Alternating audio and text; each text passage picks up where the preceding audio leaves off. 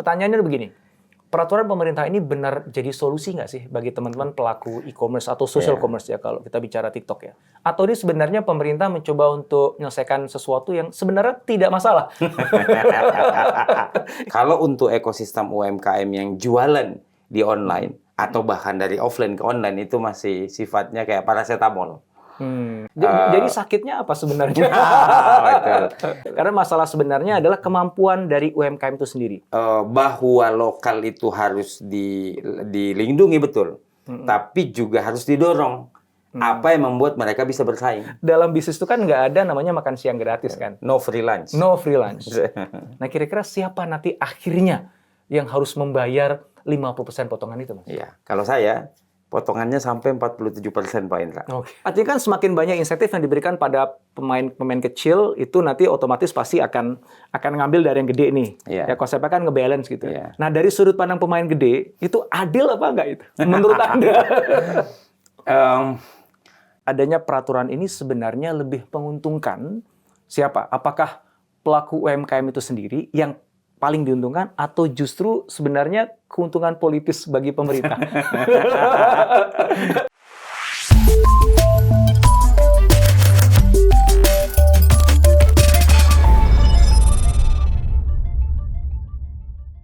Pemerintah baru saja mengeluarkan aturan baru untuk e-commerce. Tujuannya mulia, melindungi UMKM, membela produk lokal, dan menciptakan persaingan yang lebih adil.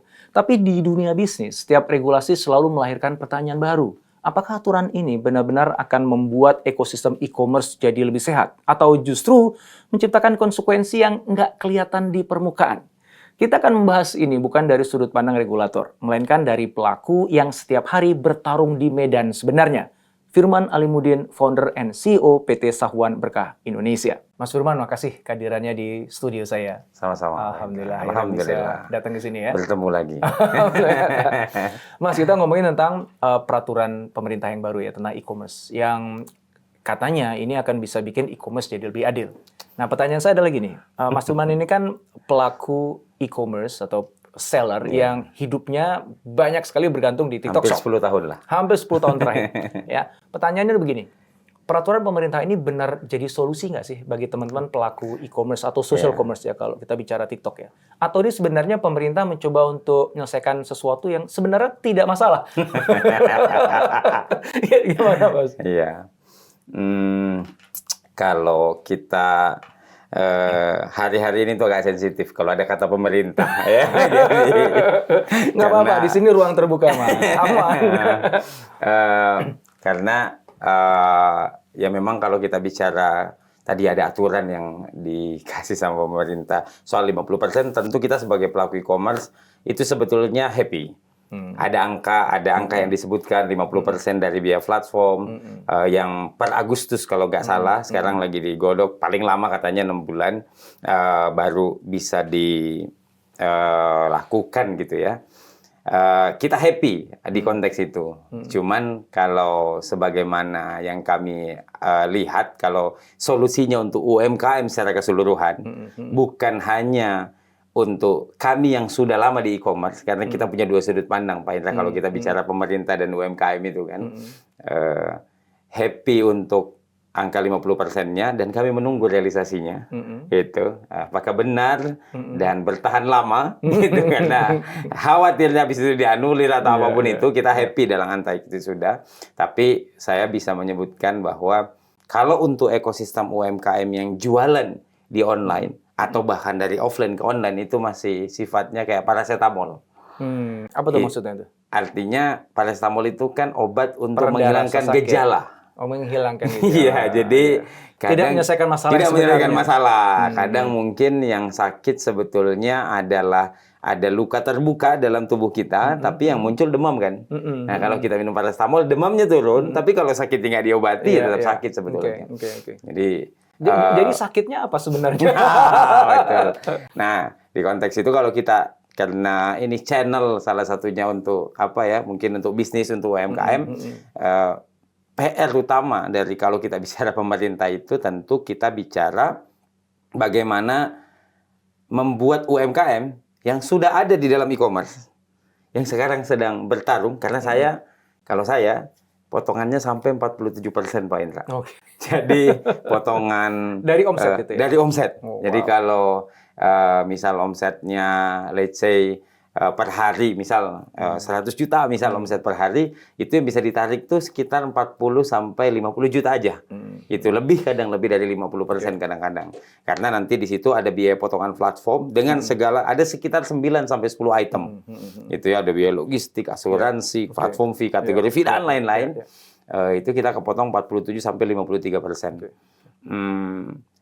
Yang sudah ada di dalam itu harusnya di-empowering bagaimana mereka bisa juga bertahan dan memperbesarkan bisnisnya. Itu satu yang sudah di dalam. Jadi kalau ditanya apa obat selain paracetamol tadi adalah diobati bagaimana mereka bisa adaptasi. Karena faktanya Pak Indra, algoritma itu bisa berubah. Mungkin seperti di YouTube juga. Di YouTube mungkin agak lebih lambat.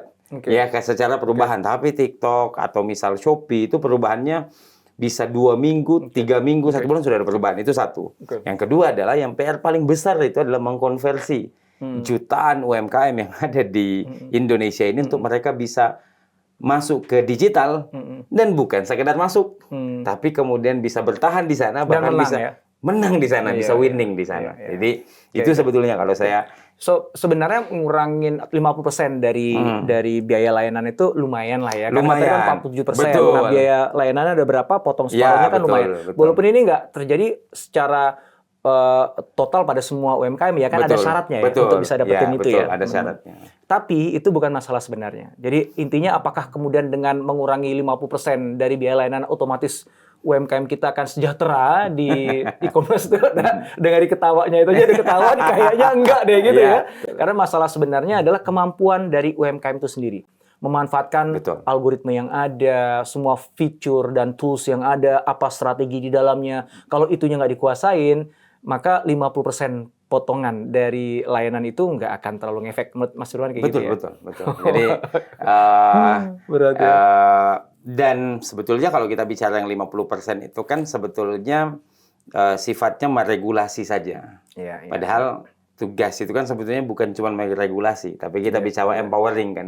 Bagaimana membuat pengusaha-pengusaha UMKM itu kemudian mereka bisa naik level. Karena kalau untuk bersaing di digital marketing, untuk bersaing di e-commerce itu memang ya itu kalau saya sebutnya lifetime war. Atau everyday war. Iya, betul. Infinity war. Infinity war gitu. Jadi ya itu infinity war karena habis konten ini viral, ternyata 3 minggu kemudian udah nggak viral lagi jenis konten yang harus ini. Harus buat lagi. Oh. Ternyata live streaming ini tadinya masih boleh, ternyata sama platform sekarang udah nggak boleh, dan sebagainya. Jadi mungkin UMKM kita tuh kayak terlalu naif gitu ya. Jadi asal gue punya live streaming, asal gue punya produk yang bagus, asal gue ngonten, otomatis duit datang sendiri. Padahal enggak ya. Padahal enggak. Faktanya kan jumlah seller di waktu TikTok itu kan TikTok membuka jumlah seller di Indonesia itu tidak kurang dari 2-3 juta seller.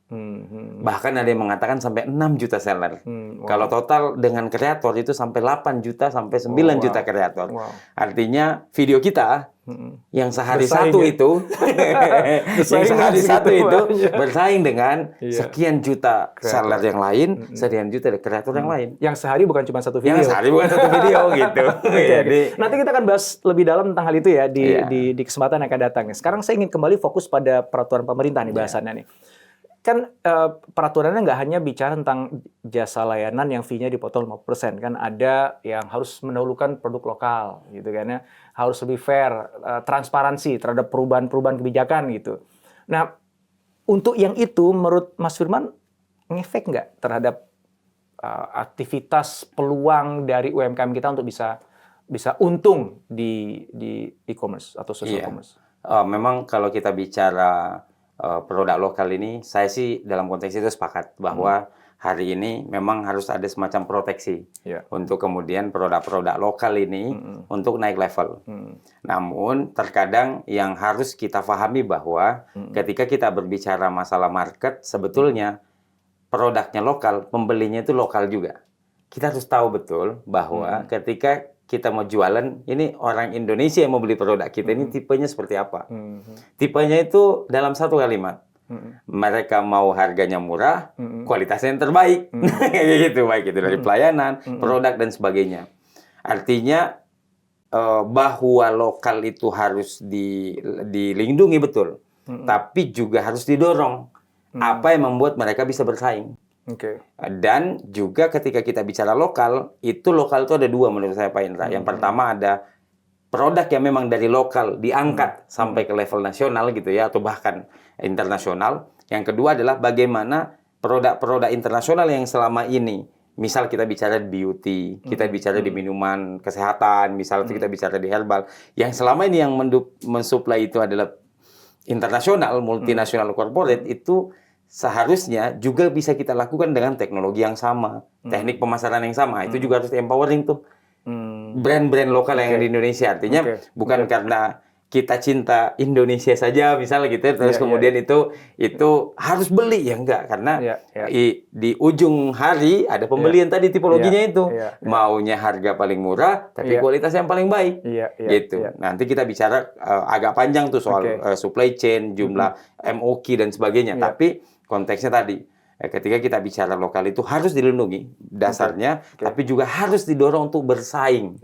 Baik jadi nggak cukup berlindung di bawah perlindungan tadi, karena itu nggak jamin sekali lagi ya. Kalau dia nggak bisa bersaing, tetap aja orang akan memilih yang lebih murah gitu, dan bisa jadi itu bukan produk lokal. Betul. Ini teman-teman semuanya ya, ini ngasih konteks ya. Kenapa saya undang Mas Firman ini? Karena beliau seorang pelaku digital marketers yang menarik ya, 10 tahun terakhir tadi itu ya, dan omsetnya kurang lebih sekitar 40 miliar setahun untuk satu produk ya. Kita nanti akan bahas tentang hal itu ya. Tapi yang pasti semua itu didapat dari platform social commerce TikTok Shop. TikTok, ada Meta juga dan Shopee, tapi mayoritas TikTok Shop. Jadi itu yang ngebuat ini Mas Firman pas untuk duduk di sini ngomongin ini. Nah, kembali ngomongin tentang yang insentif yang 50%, bukan insentif, potongan 50% dari jasa layanan tadi. Saya jadi kepikiran tadi itu barusan.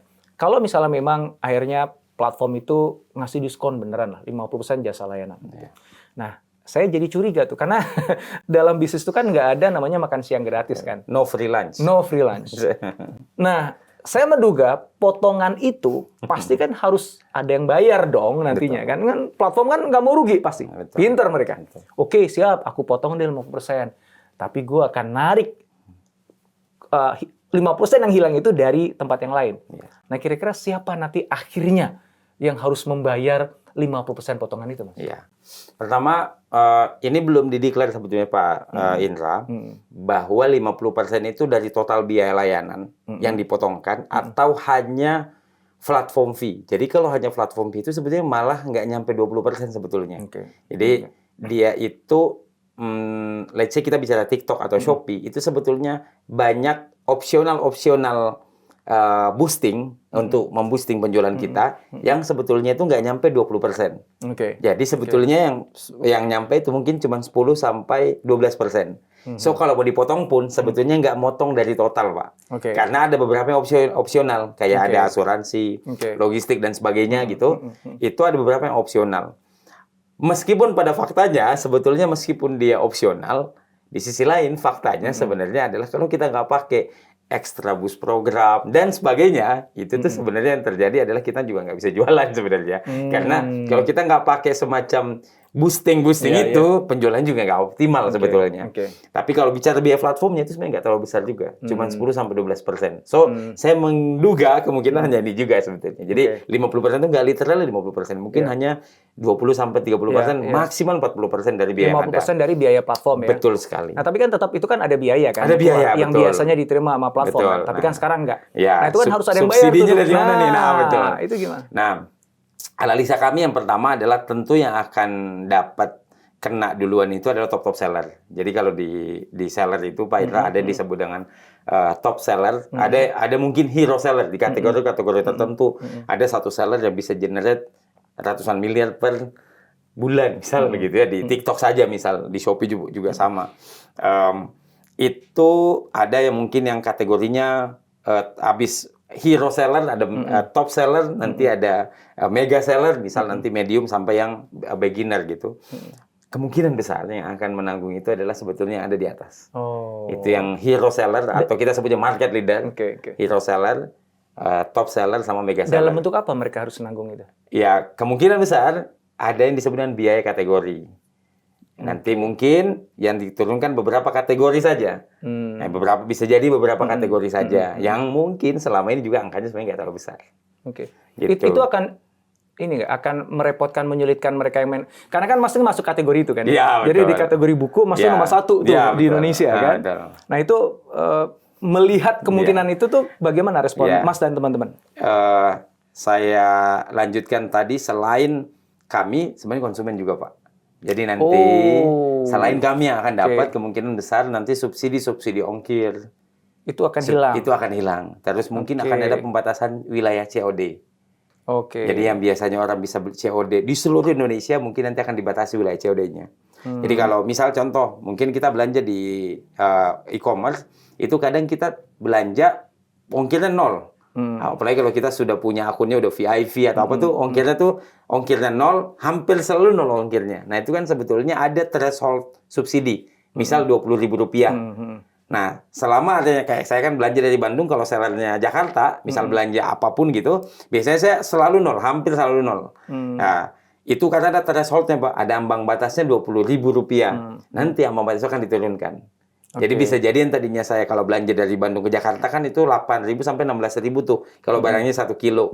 Maka nanti saya mungkin akan tetap bayar, tapi 5.000. Jadi nanti ini kita nggak membayangkan kalau nanti yang Sumatera, yang Sulawesi, Jawa Tengah, Jawa Timur itu nanti konsumen akan dapat dampaknya. Cuman kan konsekuensinya adalah ngebuat platform itu jadi nggak menarik dong bagi konsumen dong. Bisa jadi konsumen pindah ke platform sebelah. Iya. Gitu. Apakah mau tuh platform menanggung risiko itu? Atau jangan-jangan ya sudahlah kita potong aja, kita ambil dari top sellernya gitu. Iya, udah pasti dari top seller pasti dapat.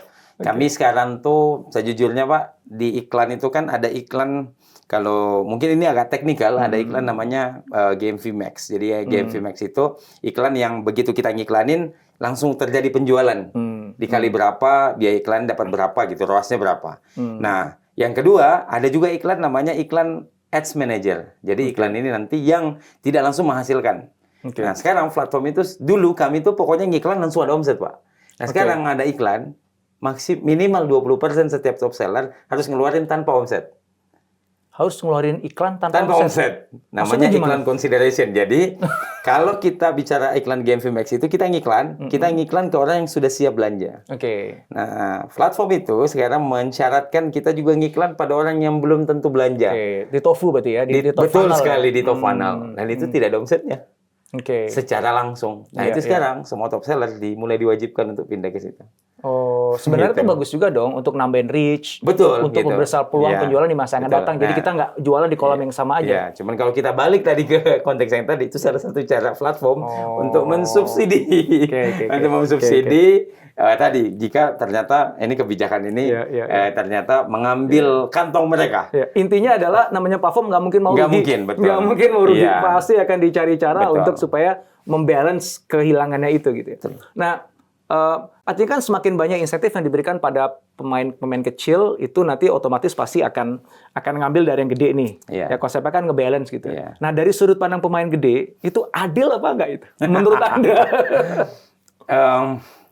Sebetulnya kalau kita bicara adil nggak adil tuh, kalau kita sebagai seller itu sebenarnya agak ini Pak Indra, agak top seller ya, kita yang ada di top 10 misal di kategori itu, memang pada faktanya kita kan berebut audiens dengan seller-seller yang mungkin ada di top 50, top 100 gitu ya. Kami tidak bisa sepenuhnya bahwa kami dizolimi dengan kebijakan ini gitu ya, dengan kebijakan ini, karena di sisi lain ada insentif juga, tapi seharusnya kalau contoh, ini mungkin contoh mentality yang saya mau coba twist, bahwa bagi teman-teman yang sekarang ada di seller mediocre yang masih di bawah, akan ada titik akan sampai pada kami. Nah, di sini mentality top seller itu akan diuji sebetulnya. Dia bisa nggak tetap mengorkestrasi semuanya, apakah nanti dia akan negosiasi sama supplier dengan pabrik, misal saya MOQ-nya akan saya naikkan, tapi saya minta turunin sedikit. Apa mungkin dia akan combine dengan AI misal supaya nanti secara efisiensinya kalau bikin video tadinya cuma 2.000 ditambah AI jadi 3.000 misal gitu ya sebulan. Jadi ini sebetulnya kalau buat saya pribadi sebagai top seller, mostly mentality kita sudah siap dengan ini sebenarnya. Saya pribadi memprediksi itu angkanya akan lebih tinggi di platform itu. Nah, jadi ini yang menarik ya. Kalau dalam bisnis yang saya tahu, ini nggak ngomongin bisnis di social commerce atau e-commerce ya, semakin kita jadi top seller, semakin banyak produk yang kita jual, justru kan economy of scale-nya kan semakin bagus. Iya. Ya kan? Barang makin banyak dijual, ya, saya bisa mengurangi banyak biaya. Iya. Ya. Tapi di sini kebalikan. Semakin jadi top seller, semakin banyak penjualannya, semakin tinggi omsetnya, biayanya semakin naik. Betul. Dibebankan oleh si platform Iya, gitu. betul. Dan memang gamenya begitu ya? Gamenya memang begitu. Jadi misalnya termasuk kita bicara ROAS iklan lah, return on spend ad, gitu, ad spend. Ya, betul. Itu kalau masih kecil-kecil itu ROAS-nya tinggi. Betul. Begitu pas jualannya makin banyak, ROAS-nya makin kecil. Itu kan nggak masuk logika harusnya ya. Logikanya adalah makin banyak lo jualan harusnya ROAS-nya harusnya makin sedikit dong, kan gitu kan. Emang gitu gamenya di semua platform ya? Iya, jadi memang gamenya itu adalah ada tadi, nah ini yang saya sebut nanti mungkin next kalau kita mau bahas bagaimana menjadi winning seller itu kita sudah tahu sebetulnya timeline-nya.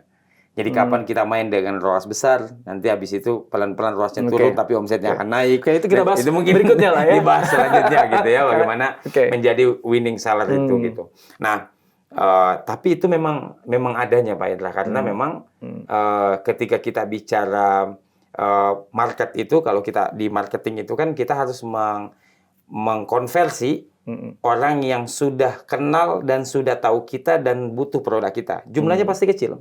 Maka ROAS-nya awal-awal masih bisa besar. Tapi semakin luas, semakin besar. Perusahaan itu kan dari omset 1 miliar ke 2 miliar, 3 miliar misal gitu ya per bulan misal.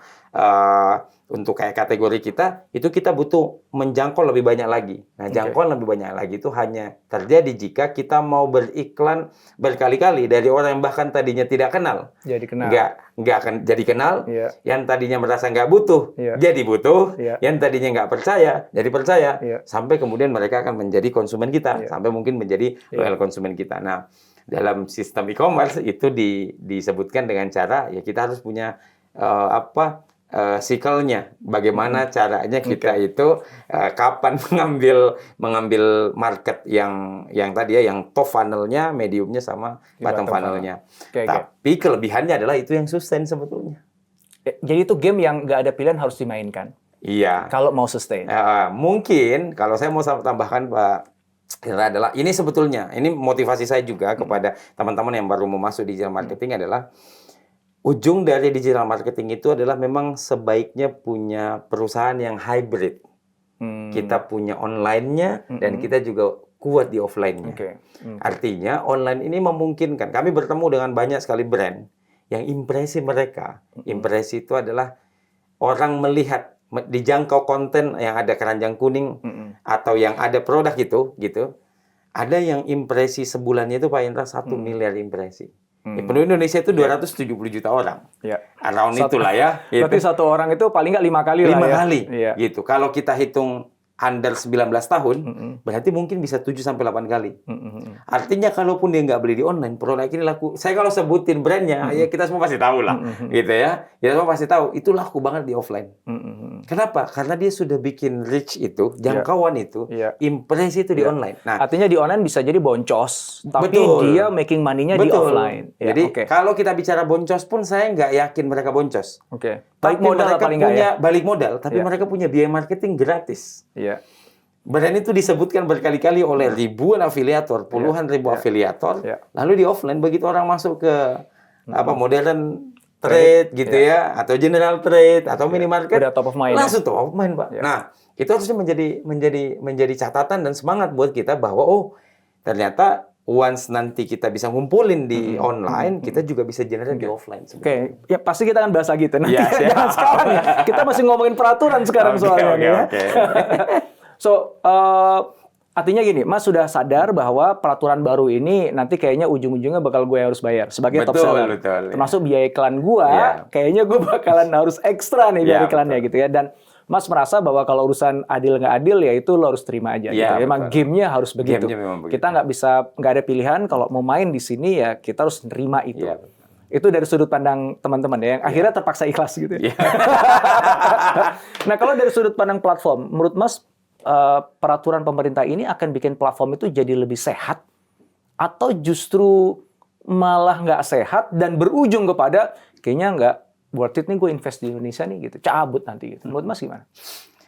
Kalau kita bicara aturan dan bisnis itu, ini memang agak sedikit ini ya bahwa ya Indonesia ini kan sebetulnya ada titik di mana pengusaha itu juga nggak tahu kapan akan anginnya akan bertiup ke mereka, kapan anginnya akan hilang dari mereka kan. Jadi kalau menurut saya dengan market sebesar ini mereka tidak akan meninggalkan Indonesia, Pak Indra. Oke. Hanya saja mungkin mereka akan punya serangkaian langkah-langkah untuk kemudian membuat ini menjadi setidaknya ada di titik tengah. Oke. Nah, di titik tengah yang kemudian menguntungkan mereka. Mungkin di awal akan ada sedikit penyesuaian di internal mereka, lalu kemudian akan ada penyesuaian di kami yang sebagai top sellernya gitu. Tapi kemudian saya yakin suatu saat akan ada penyesuaian lagi juga di aspek aturannya. Kalau saya pribadi, kita kan hidup di Indonesia sudah puluhan tahun Pak Indra gitu ya. Jadi sesuatu yang diputuskan hari ini, itu bisa jadi kemudian ada penyesuaian ke depannya, adjustment ke depannya. Dengan latar belakang apapun tentu ya. Gitu. Pertanyaan terakhir Mas. Menurut Mas, adanya peraturan ini sebenarnya lebih menguntungkan siapa? Apakah pelaku UMKM itu sendiri yang paling diuntungkan atau justru sebenarnya keuntungan politis bagi pemerintah? Apa Mas? Tadi kalau saya nggak dikasih pilihan yang kedua itu, saya akan tetap jawab itu.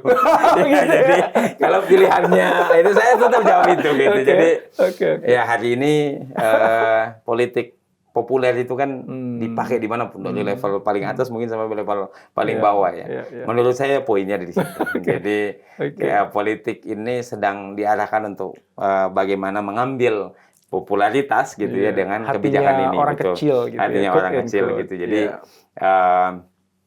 ya menurut saya sih jawaban itu. Kayaknya kita sudahi aja dulu. Agak bahaya ini kalau dilanjut kayaknya tuh. Kita lanjut untuk bahasan yang lebih teknis nantinya ya, tentang ngomongin gimana making money dari TikTok Shop. Ya, makasih banget Mas Firman. Thank you for coming. Assalamualaikum. Waalaikumsalam.